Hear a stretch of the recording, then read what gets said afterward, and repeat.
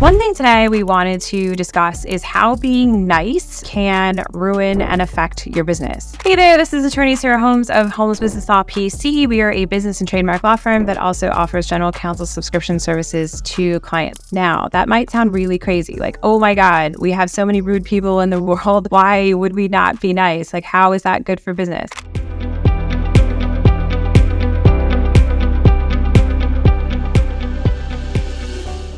So first of all, what I want to make totally clear is there's a distinction between being kind and being nice. So I'm not saying be rude. I'm not saying be a terrible person when you run your business. I'm saying, though, there's something different between being nice and there's being kind. So the way that I see it is being nice is sort of the more passive aggressive. You are doing things, number one, out of a fear that people aren't going to like you if you have to say or do something certain. Number two, you are doing something because of a fear or avoidance of conflict. That's being nice. That's kind of sitting back and saying, oh yes, I'll do that. And then you're thinking in your head, oh my God, I don't want to do that at all. Why do I have to do that? Right? Being kind is more being empathetic. Like, oh my God, all right, my employee called in today. They're having a really hard time. Yes, I'm going to extend them some kindness. Don't worry about it. It's not a big deal. We'll talk when you get back, right? That's being kind. Being nice is more like letting people run roughshod over you, take advantage of you, again, because you're really acting from a place of fear, a fear of people not liking you,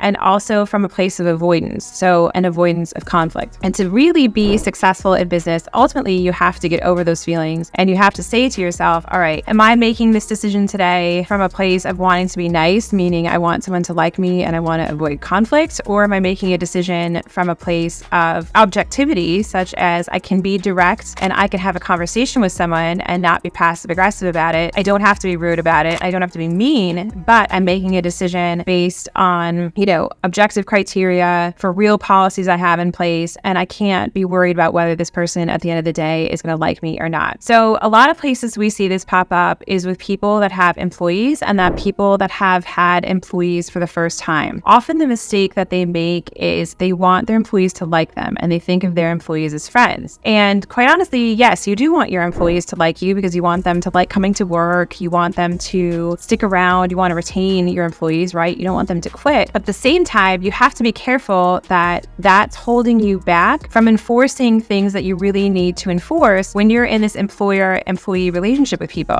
So number one is like your employees really can't be your friends on some level because you have to hold them accountable for things that you need to get done in your business. So for example, if you in your business, this is something we see all the time. Let's say you own a business and it's open to the public and your employees are expected to come in at a certain time every day and leave at a certain time and perform a certain number of duties during the day. And let's say you have one or two employees that don't do those things. They come in late or they leave early without justification. Now, I'm not talking about, something happened in their personal life, they're sick or anything like that. That's a different story. I'm just talking about habitually that this is how these people perform in your business. They come in late, they don't do what they're supposed to do. And these are documented procedures and processes you have in your business, right? Instead of you as the business owner telling them each time, hey, look, like you came in late today without a justifiable excuse or reason, we can't have that. I need you adhering to these policies. Oftentimes, certain people will let that go and they'll seethe inside in a passive aggressive way and think to themselves, oh, this employee sucks. They're not doing a good job. Like, what do I do? I'm paying them all this money and now all of a sudden they're not performing what they're supposed to be doing. Where we see this come out as a huge problem later on is that business owner might call us 6 months later and say, hey, I have this really terrible, horrible employee. They don't do anything they're supposed to do. They're late. They leave early. I need to fire them. How do I fire them? The first thing we ask is, where have you been documenting all along that this person's not following your written policies or procedures? And sometimes the answers we get are, number one, I don't have any written policies or procedures. And number two, I haven't been documenting any of this stuff. I might be noticing it and maybe once in a while I say something to the employee or maybe like I type it in an email, but ultimately like we find out that they haven't been saying anything to the employees about policy violations because number one, they're afraid of the conflict and number two, they're afraid of not being liked anymore. You really have to get over that situation, especially if you're going to have employees. Now, this also sometimes comes into play with clients that have contracts with other people, with vendors, or maybe they have clients that aren't paying them. And we'll say to them, hey, why didn't you enforce this contract sooner? Why didn't you say to them, you can't pay me 30 days late, that the contract says you have to pay within 10 days? And again, it goes back to conflict avoidance and wanting to be liked by other people. In both of these instances, being nice is something that can really harm your business and hold it back from success. Be kind kind, be empathetic, don't be rude, but nice might not get you very far. If you need additional business help, feel free to reach out to our office, 215-482-0285. You can also download our business checklist available in the link below.